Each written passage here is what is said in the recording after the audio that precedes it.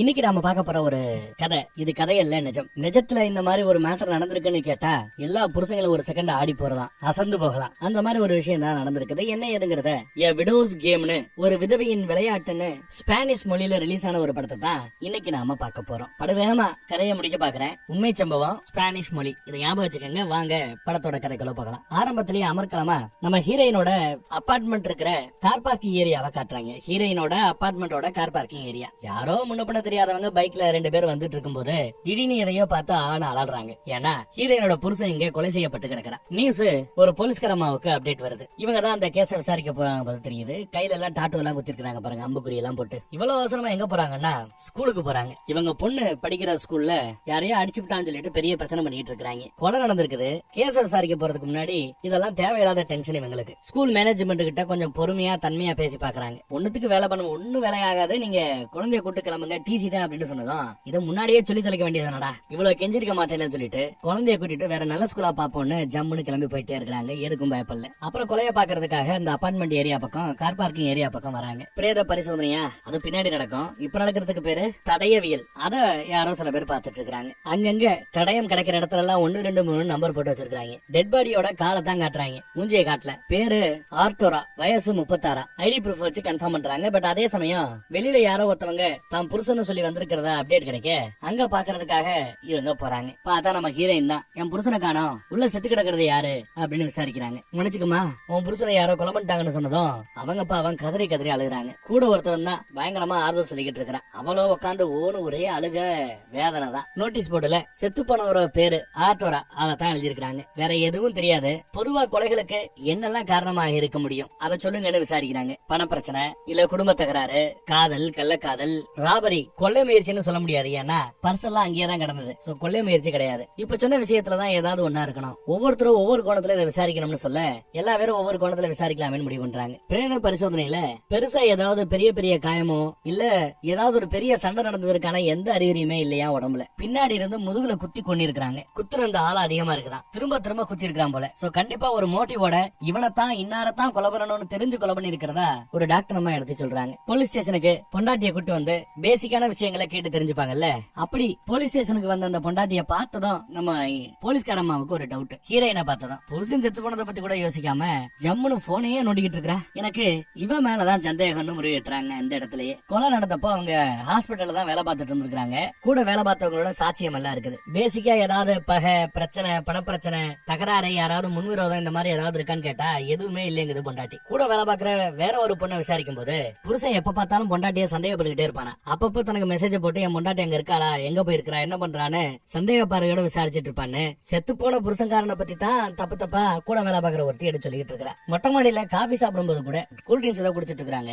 அப்ப கூட பாத்தீங்கன்னா இந்த கேஸை பத்தி தான் விசாரிக்கிறாங்க. இப்போ வரைக்கும் நமக்கு என்ன தெரியுதுன்னா பொண்டாட்டிய சந்தேகப்பட்டு விசாரிச்சிருந்திருக்கிறாங்க மட்டும் தான் தெரியுது. அந்த கோணத்துல நாம ஏன் கேஸை கொண்டு போக கூடாதுன்னு போலீஸ்காரமா விசாரிக்கிறாங்க. அந்த நாட்டுல ஒரு சட்டம் இருக்குது. புருஷன் இந்த மாதிரி அல்பாயசுல போயிட்டா பொண்டாட்டிக்கு வாழ்க்கை முழுக்க பென்ஷன் பணம் கொடுக்குமா போல தெரியுது. வாழ்க்கை முழுக்க பென்ஷன் பணம் கிடைக்குமா? இந்த மாதிரி எல்லாம் சட்டம் எல்லாம் நம்ம நாட்டுல இல்ல பாத்துக்கங்க, அங்க உண்டு. சரி, அந்த கோணத்துல யோசிக்கலாமே எல்லாம் ஒரு மனதா ஒரு முடிவுக்கு வராங்க. அன்னைக்கு தான் இறுதி சடங்கு. சொற்பொழிவு ஆத்தும் போது பொண்டாட்டி கதறி கதறி அழுகிறா. அவ்வளவு நேசி இருக்கிறா போல தான் புருஷனை. ஹீரோயினை அவங்க அம்மா வந்துதான் ஆறுதல் படுத்துற ரேஞ்சுக்கு ஆகி போச்சு. அப்புறம் கார்ல போகும்போது இறந்து போனவரை பத்தி விசாரிச்ச வரைக்கும் ரொம்ப நல்ல பையன், நாரலான ஆளு, இப்பயாவதுதான் சரக்கடிப்பானா, எங்க சரக்கடிச்சாலும் வீட்டுல எல்லாம் போய் படுப்பானா, இது வரைக்கும் எந்த ஒரு சண்டை, தகராறு, கேஸ்ன்னு எதுவுமே அவன் மேல கிடையாதான். அப்ப ஒரு கால் வர லவுட் ஸ்பீக்கர்ல போட்டு விடுறாங்க. இப்ப சொல்லுப்பா அப்படிங்கிறாங்க. இறந்து போன அந்த புருஷன்காரனோட போன் எடுத்து, போனு கொஞ்சம் டேமேஜ் ஆயிருக்கும், அதுல இருந்து டேட்டாவை ரிட்ரைவ் பண்ணிருக்காங்க. 2 மாசத்துக்கு முன்னாடி இறந்து போனவர் தான் பொண்டாட்டிக்கு அமிச்ச மெசேஜ அவன் படிச்சு காட்டுறான். அதுல இறந்து போன புருஷன் தான் பொண்டாட்டி ஹீரோயினுக்கு அமிச்ச மெசேஜ் அது, அதான் படிச்சு காட்டுறான். எப்ப பார்த்தாலும் நீ வேலைக்கு போயிட்டு வீட்டுக்கு வந்தேன்னா போனை நோண்டிக்கிட்டு சோஃபால உட்காந்துக்கிட்டு அப்படியே போனையே பாத்துட்டு இருக்கிற, போனோட தான் குடும்பம் நடத்திக்கிட்டு இருக்கிற.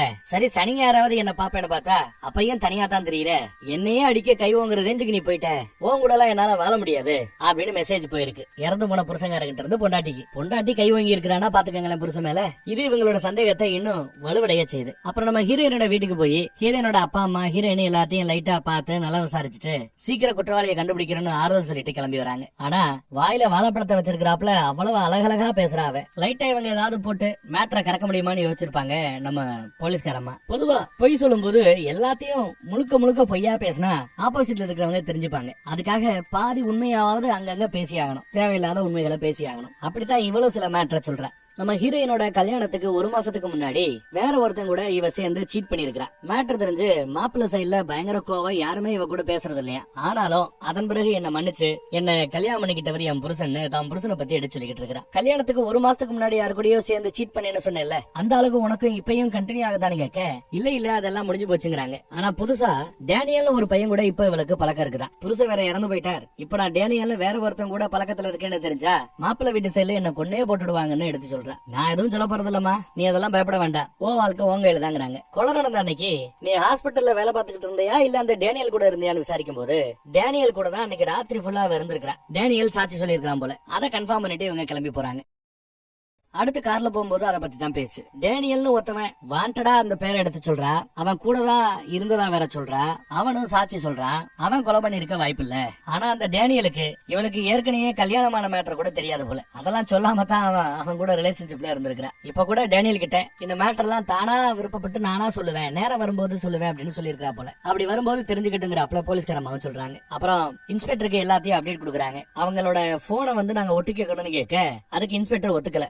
போதுமான அளவு ஆதாரங்கள் இல்லாம இதுக்கு ஒத்துக்க முடியாதுங்கிறாங்க. இல்லங்க கேஸ பத்தி எல்லாம் எடுத்து சொல்லி முகாந்திரம் இருக்குது, கண்டிப்பா அவதான் கொலை பண்ணிருக்கணும், ஆனா யார வச்சு கொலை பண்ணாங்கிறத தான் நம்ம கண்டுபிடிக்கணும்னு கேட்க சரின்னு அவரு ஒத்துக்கிட்டேன். நம்ம ஹீரோயினோட போனுக்கு இதுவரை யாரெல்லாம் கால் பண்ணிருப்பாங்க, கடந்த ஒரு மாசமா எவ்வளவு கால்ஸ் வந்திருக்கும், எல்லா காலையும் இவங்க பிளே பண்ணி எல்லாமே ரெக்கார்டிங்ல இருக்குங்க. நாம தான் நினைச்சிட்டு இருக்கிறோம் ஒரு மாசத்துக்கு முன்னாடி பேசணும், இப்ப வரைக்கும் ஒண்ணும் இல்லையான்னு. எல்லா ரெக்கார்டிங்ல இருக்கும், எப்ப வேணாலும் போலீஸ் கேட்டு பாக்கலாம். அப்படித்தான் இப்பயும் கேட்டு பாக்குறாங்க. பார்த்தா தான் கூட வேலை பாக்குற ஒரு பொண்ணு கிட்ட தான் வாழ்க்கையில பாக்குற பல பேரை பத்தி சொல்றத வழக்கம் போல அப்படித்தான் எவனோ ஒருத்தவன பார்ல பார்த்து அவங்க கூட அங்கேயே சீட்டிங் பண்ணிருக்கா போல தெரியுது. அத பத்தி எல்லாம் அப்பட்டமா பேசியிருப்பா. கல்யாணத்துக்கு பிறகும் 2-3 பேர் கூட சீட்டிங்ல இருந்திருக்கா, ரிலேஷன்ஷிப்ல இருந்திருக்கா. அப்படி இருக்கதான் அவளுக்கு பிடிக்குதான். வயசு இருக்கும் போது அனுபவிச்சுக்கணும் பேசியிருப்பா. எல்லாம் ரெக்கார்டிங்ல தெரிய வருது. அந்த கால் ரெக்கார்ட்ஸ பத்தி இவங்க நடந்து போய்கிட்டு இருக்கும்போது டிஸ்கஸ் பண்ணிட்டு இருப்பாங்க. அதை கேட்ட வரைக்கும் நிறைய பாய் ஃப்ரெண்ட் இருக்கிறாங்களா யாருக்கு, நம்ம ஹீரோயினுக்கு. பாய் ஃப்ரெண்ட்ஸ் எல்லாம் ஒரு கலெக்ஷன் மாதிரி நிறைய பேர் இந்த பழைய செல்லாத காசுகள் எல்லாத்தையும் சேகரிப்பாங்க, ஸ்டாம்ப் எல்லாம் நிறைய பேர் சேகரிப்பாங்க. அப்படி இவ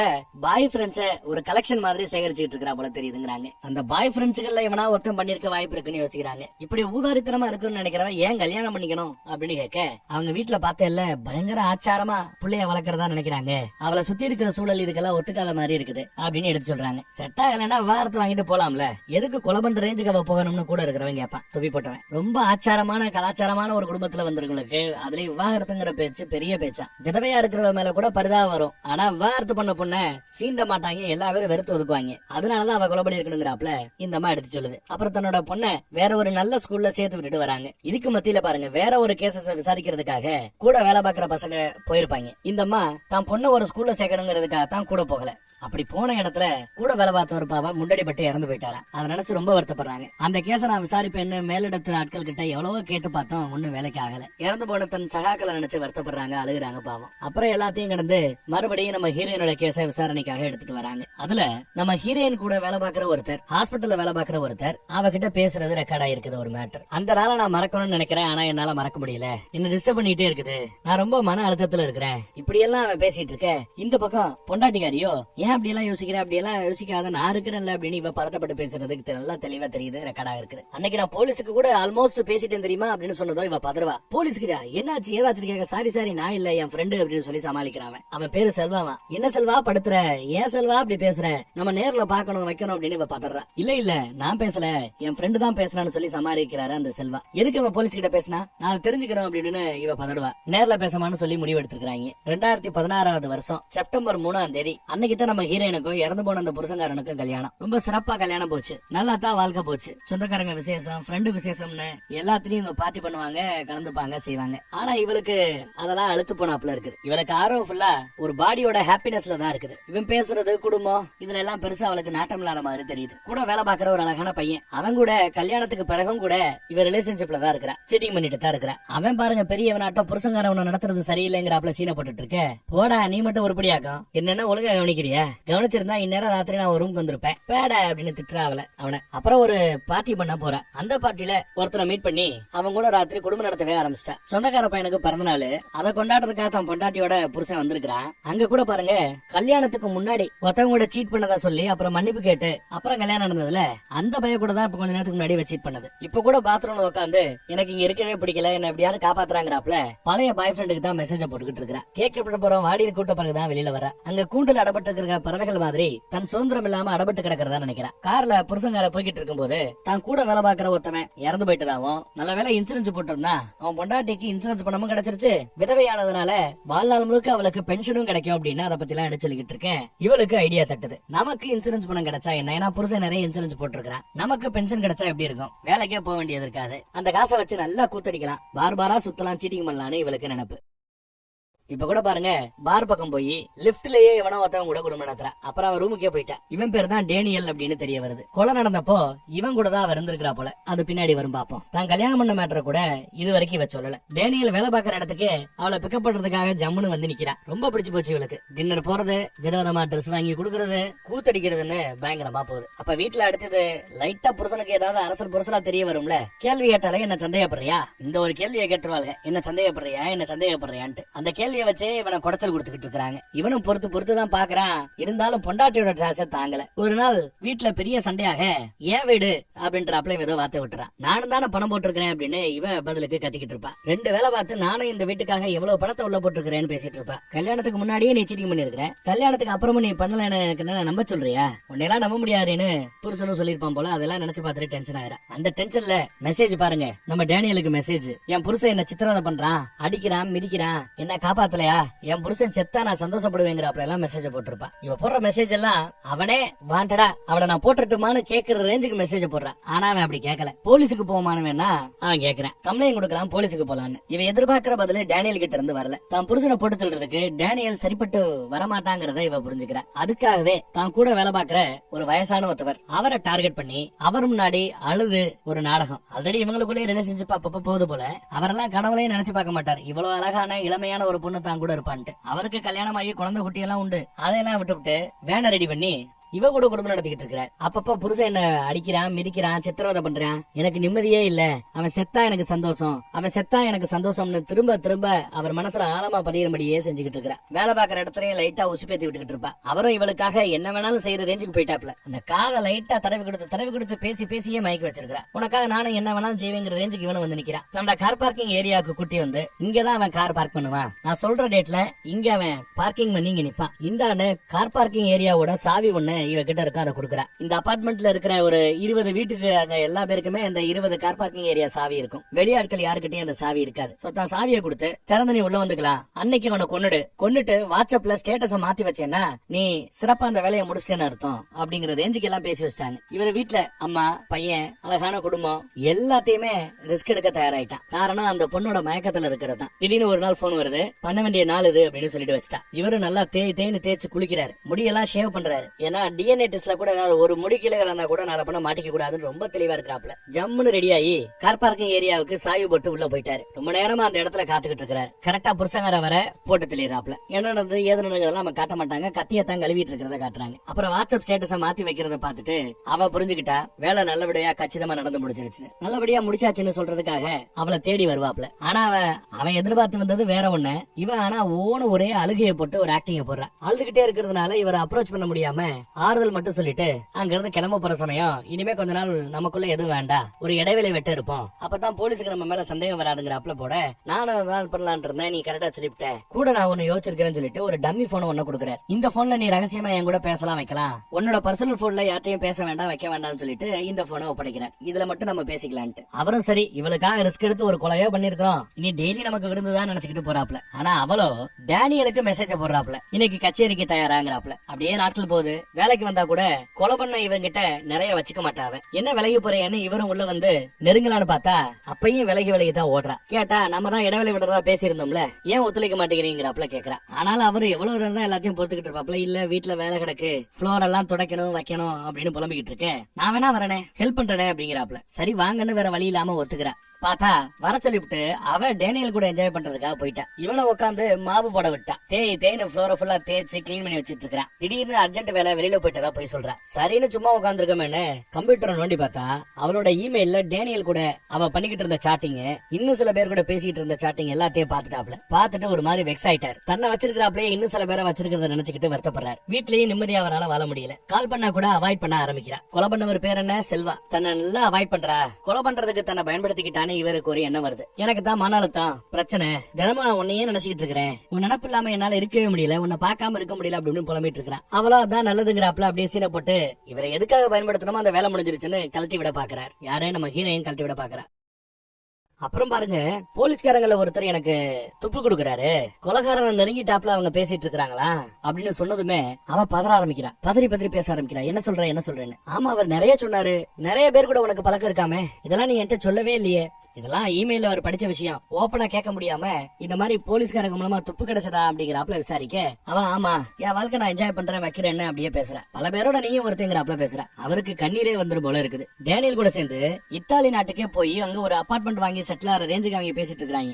இமெயில அவர் தெரிஞ்சுட்டு இருந்திருப்பார். அன்னைக்கு டேட்டுக்கு நீ எங்கேயோ இங்க லோக்கல்ல அர்ஜென்ட் வேலை இருக்குன்னு சொன்ன, ஆனா இத்தாலிக்கு போறையாமே, எனக்கு போலீஸ்காரங்க கிட்ட இருந்து துப்பு கிடைச்சதுன்னு கரெக்டா கேட்டதா விளாக் ஆகுறா. ஏதோ சொல்லி மழுப்புவா. மனுஷன் புரிஞ்சுக்கிட்டு இன்னும் கதறாரு. அப்புறம் தான் மன அழுத்தமா இருக்கு, பிரச்சனை அதிகமா இருக்குது, என் ஃப்ரெண்ட் ஆல்மோஸ்ட் போலீஸுக்கு போன போட்டுட்டான், நான் போடல என் ஃப்ரெண்டு தான் போட்டான், நேர்ல பாக்கணும்ன்றப்ப பேசணும். அவ பதறி போய் வெளியில ஓடியாந்து நேர்ல பாக்குறதுக்கு சம்மதம் சொல்லி பாக்கவே மாட்டேன் பேசவே மாட்டேன் டிஸ்டன்ஸ் மெயின்டைன் பண்ணு சொல்லிட்டு இருந்தவ இப்ப நேர்ல பாப்போம் வான்னு கூப்பிட்டு ஒரு மீட்டிங்கை பிக்ஸ் பண்ணிருக்கா. நம்ம ஆட்கள் அந்த மீட்டிங்ல அவங்க என்ன பேசுறாங்கிறத ஒட்டு கேட்கறதுக்காக மேலிடத்துக்கிட்ட பர்மிஷன் வாங்குறாங்க. இத்தாலி நாட்டுல அவங்க வாங்க போற ஒரு அபார்ட்மெண்ட்ல இருந்து அந்த சிவிவை பார்த்து அவ என்ஜாய் பண்ணிக்கிட்டு இருக்கா. அவங்க பார்த்து பேச போற இடம், அங்க நாம பக் பண்ணணும், ஒட்டு கேட்கணும்னு இந்த பக்கம் போலீஸ் டீம் முடிவு பண்ணது. இங்க பாருங்க, ஹீரோயின் தான் புருஷனோட வீட்டுக்கு போய் புருஷனோட அப்பா அம்மா அண்ணன் எல்லாரையும் பார்த்து அந்த வீட்டை நாங்க விற்க போறோம்னு பேச, வீட்டை விற்க போறியா, யாரு கொலை பண்ணாங்கன்னு இந்த விசாரணை நடந்துட்டு இருக்குது, விசாரணை எல்லாம் முடியட்டும், அப்புறம் விக்கிறத பத்தி யோசிப்போம், இப்பெல்லாம் வைக்க கூடாதுன்னு கராரா சொல்லிட்டாங்க. கேஸ் முடியறதுக்கு 2 வருஷம் ஆகும், அது வரைக்கும் காத்திருக்க முடியுமா நீ கேட்க, அண்ணங்காரங்க கொஞ்ச நேரத்துக்கு முன்னாடி தான் நம்ம போலீஸ்காரமாக போன் பண்ணி எப்பமா கேஸ் முடியும்னு கேட்க 2 வாரத்துல முடிஞ்சிடும் சொல்லிருப்பாங்க. 2 வருஷம் எல்லாம் ஆகாது, 2 வாரத்துல முடிய போதான். கொலைகாரன் நெருங்கிட்டதா சொன்னதும் இவ பதறி போய் நேர்ல பாக்கணும் பேசணும்னு இன்னும் ஆர்வம் அதிகமாகுது. பதட்டத்துல 2 வாரத்துல பிடிச்சு போறதெல்லாம் சொல்லிட்டு இருக்காங்க. என்ன பண்றதுன்னு பதட்டிட்டு கேட்க, இங்க பாரு, எனக்கு இதுக்கு முன்னாடி என் மேல எந்த கேஸுமே கிடையாது, நான் தான் கொலை பண்ணன்றதுக்கு எந்த ஒரு ஆதாரமும் அவங்க கிட்ட கிடையாது, அதை மீறி என்ன பிடிச்சா கூட உனக்கு இதுக்கு சம்பந்தம் இல்லைன்னு தான் நான் சொல்லுவேன், நீ கவலைப்படாதங்கிறாப்ல தெம்பூட்டுற வகையில பேசுறாப்ல. உடனே அந்த அம்மா என் செல்லம் புஜ்ஜுன்னு கொஞ்சம் ஆரம்பிச்சிருது. நேர்ல பாப்போம் நேர்ல பேசிக்கலாம்னு முடிவு பண்ணிட்டாங்க. அவங்க வந்து பேச போற இடத்துல இந்த டிஷ்யூ பேப்பரை வைக்கிறாப்ல உள்ள ஒட்டு கேக்கும் கருவியை வச்சு அவங்க என்ன பேசிக்கிறாங்கிறத ஒட்டு கேக்குறாங்க. என்ன நடந்தாலும் உன்னை காட்டி கொடுக்க மாட்டேங்கிறாப்ல பேசுறான். அப்படி பேசுறதுக்கு என்னென்ன பண்ணணுமோ எல்லா நாடகமும் அவன் நடத்துறா பண்றா. சரி ஓகே, இவ்வளவு ஆதாரம் கிடைச்சிருச்சு, அடுத்து அந்த ஆளை அரெஸ்ட் பண்ணலாமே. என்ன ஹாஸ்பிட்டல் பக்கம் போனா அந்த ஆளை காணோம். ஹாஸ்பிட்டல் ஃபுல்லா செல்லட போட்டு தேடி பாக்குறாங்க, அப்பயும் காணோம். ஆளு எஸ்கேப் ஆயிட்டானு இவங்களுக்கு பதட்டமா இருக்குது. தேடி பார்த்து ஒண்ணும் பண்ணாம பசிக்க கேண்டீன் பக்கம் சாப்பிடலாமேன்னு போறாங்க. ஆர்டர் பண்ணும்போதுதான் கேண்டீன்ல அவர் இருக்கிறத கவனிக்கிறாங்க. அங்க சாப்பிட்டுட்டு இருந்தவட்ட உங்களை பேசணும், கொஞ்சம் வெளியில வாங்கன்னு வெளியில கூட்டு போய் கைவிலங்கு போட்டு அரெஸ்ட் பண்றாங்க. அரெஸ்ட் பண்ணி உள்ள எடுத்துட்டு போயாச்சு. அடுத்து அங்க இத்தாலியில டேனியல் கூட ஜாலியா இருக்கிற நம்மால அவங்க கண்ணு முன்னாடியே சந்தேகத்தின் பேர்ல உங்களை அரெஸ்ட் பண்றவன கைவிலங்கு போட்டு பிடிக்கிறாங்க. அவளதான் ஆளு டென்ஷன் ஆகி பதறா. இங்க பார்த்தா பயப்படாம தனக்கு எதிராக ஆதாரமே இல்லைன்னு நினைச்சுக்கிட்டு ரொம்ப கூலா பேசிட்டு இருக்காரு நம்ம செல்வா கொலை பண்ணவர். ஆனா அவங்க பேசிக்கிட்ட ரெக்கார்டிங்க போட்டு காமிச்சதும் பதறி போயிட்டேன். அவகிட்ட விசாரிச்சு அவ ஒண்ணுமே இல்லைன்ற சீனை போட்டுக்கிட்டு இருப்பா. என்ன ஒன் சைடா செல்வா லவ் பண்ணாரு, நான் ஒத்துழைக்கல, என் மேல இருந்த வெறிக்காக என் புருஷனை கொண்டுட்டாப்ல அவ ஒரு கதையை கட்டி தப்பிக்கணும்னு பாக்குறா. இந்த பக்கம் நீ தான் கொலை பண்ணங்கிறது ஊர்ஜிதமா தெரிஞ்சு போச்சு. ஆனா இந்த கொலைய பண்ண சொன்னது அவதானு கேட்டா இல்ல நான் தான் பண்ணேன்றாரு. பழிய தாமையில போட்டுக்கிறார். அவளுக்கு இதுக்கு சம்பந்தம் இல்லைன்ட்டு இப்படி காப்பாத்த பாக்குறார். அப்பதான் இங்க பாரியா, ஒன்ன மாதிரி பல ஆண்களோட அந்த பொண்ணுக்கு தொடர்பு இருக்குது, பல பேர் கூட பழகி என் புருஷன் கொடுமைப்படுத்துறான், என் புருஷன் செத்தா நல்லா இருக்கும் செத்தா நல்லா இருக்கணும் அதே டயலாக்க பல பேர்ட்ட சொல்லிருக்கிறா தெரியுமான்னு சொன்னதும் இவர் முகம் மாறும். அப்புறம் உன் கூட பழகிட்டு இருந்தது கூட உன் மூலமா தான் புருஷனை தீட்டு கட்டணுங்கிற எண்ணம் தான் சொன்னதும் இன்னும் முகம் மாறும். அப்புறம் புருஷன் கொடுமைப்படுத்தியா அடிச்சான் வச்சான்னு சொன்ன எல்லாம் போய் சொல்ல போனா புருஷன் அடிக்கிறதுக்கு ஒரு தடவை கை வாங்கி இருக்கிறா. அந்த மனுஷன் இது வரைக்கும் டார்ச்சர் பண்ணதே இல்லைன்னு சொன்னதும் மனுஷன் நொந்து போயிட்டாருங்க. ஏன்னா அந்த ஒரு வார்த்தையில தான் நிறைய விழுந்திருப்பாப்ல. கடைசியில அவளும் தான் காரணம் ஒத்துக்கிட்டாரோ என்னவோ ஒரு வழியா கேஸ் முடிஞ்சிருச்சுங்க. 2 பேருக்கு கோர்ட்ல தீர்ப்பாயி தண்டனையும் கொடுத்திருப்பாங்க. கேஸ் ஃபைல் எல்லாத்தையும் அழிச்சிட்டு அடுத்த கேஸை விசாரிக்க ரேஞ்சுக்கு இந்த அம்மா போயிடுச்சு. அப்புறம் இவ்வளவு நேரம் நம்ம பார்த்தது கதையல்ல நிஜம். இந்த கதையவே அந்த கூட வேலை பார்த்த ஒரு போலீஸ்காரர் இறந்து போனார்ல அவரோட பேரு போட்டு அவருக்காக அர்ப்பணிக்கிறதா அடுத்து பேரு போடுறாங்க. 2017 செப்டம்பர் 12 அவர் இறந்து போயிட்டாரு பாவம். அப்புறம் நம்ம போலீஸ்காரம்மா ரிட்டையர் ஆயிட்டாங்க. இந்த விசாரணை பண்ற அந்த யூனிட்ல இருந்து வெளியில வந்து பேட்ரோல் டியூட்டி பார்க்க ஆரம்பிச்சிட்டாங்களா. இவங்களோட காலத்துல இவங்க எடுத்து நடத்த கேஸ்ல 198 கேஸ கரெக்டா சால்வ் பண்ணி க்ளோஸ் பண்ண ஒரு ரெக்கார்டை படைச்சிருக்காங்க. அந்த ரெக்கார்டை இது வரைக்கும் யாருமே உடைச்சது இல்லையா. செல்வா அவர் ஜெயில கிடக்குறாரு. அந்த பக்கம் பொண்டாட்டிக்காரி ஹீரோயின் அவளும் ஜெயில தான் கிடக்குறா. ஜெயில கூட இருக்கிற சக செல்மேட்ட கூடயே அவர் ரிலேஷன்ஷிப்பா மெயின்டைன் பண்ணிக்கிட்டு இருக்கா. எங்க போனாலும் அதை விட்டுறதுல போல தெரியுது. அப்புறம் ரியலான அந்த கொலைகாரன் செல்வாவை கோர்ட்ல அவன் கொடுத்த அந்த சாட்சியத்தை இப்ப நமக்கு காட்டுறாங்க. ஸ்டார்டிங்ல நான் தான் கொலை பண்ணேன், அவளுக்கு சம்பந்தம் இல்லைன்னு சொன்னேன்ல, அந்த ஸ்டேட்மெண்ட்டை நான் வாபஸ் வாங்கிக்கிறேன், இதெல்லாம் பிளான் பண்ணது அவதான், என்ன ஒரு கொலைக்கு என்ன பயன்படுத்திட்டு இருந்திருக்கா, அதுவே தெரியாத ஒரு முட்டாப்பையெல்லாம் நடந்துட்டு இருந்திருக்கிறேன்னு அவளையும் சேர்த்து போட்டு விட்டாரு. ஆமா, அவ கேட்டுக்கிட்டதுனாலதான் கொலை பண்ணேன்னு இவரும் ஒத்துக்கிட்டாப்ல. பொண்டாட்டிக்கு 22 வருஷம் கடுங்காவல் தண்டனை, செல்வாவுக்கு கொலை பண்ணவருக்கு 17 வருஷம் கடுங்காவல் தண்டனை கொடுக்கப்பட்டது. நிஜத்துல 2 பேரையும் போட்டோ எடுத்து ஜெயில தூக்கி போடும்போது அவங்களோட ரியாக்ஷனை காமிச்சிட்டு படத்தை இங்க முடிச்சிடுறாங்க. இது கதையல்ல, நிஜம்.